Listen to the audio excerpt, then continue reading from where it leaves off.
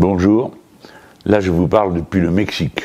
Et puis ensuite je ferai une interview pour le journal local, si j'ose dire, qui est le premier journal de ce pays. Le voilà, c'est La Jornada.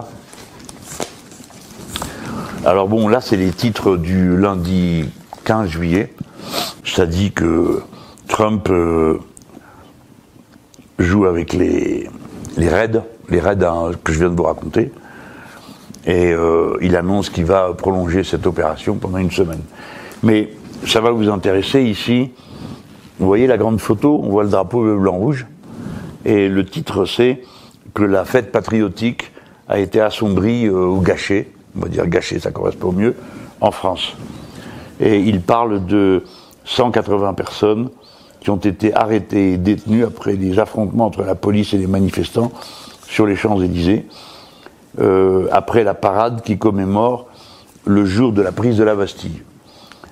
Alors, le mot espagnol est assez drôle pour désigner les opposants, hein, et ça se dit « los inconformes », ceux qui ne sont pas conformes. Hein. Bon, c'est une expression seulement. Hein. On dit qu'ils faisaient partie du mouvement des Gilets jaunes. Voilà. Donc vous voyez que cette nouvelle est arrivée jusqu'ici au Mexique, et je vais vous dire, je trouve pas ça très glorieux pour la France, mais c'est comme ça.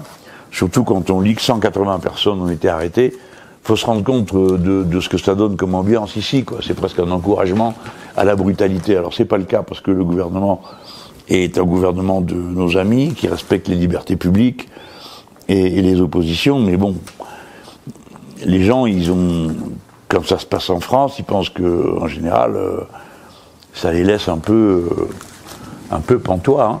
Moi, c'est les messages que je recevais d'Amérique du Sud quand il y a eu les perquisitions à nos domiciles, que bon, c'est 17 endroits différents, 11 personnes différentes.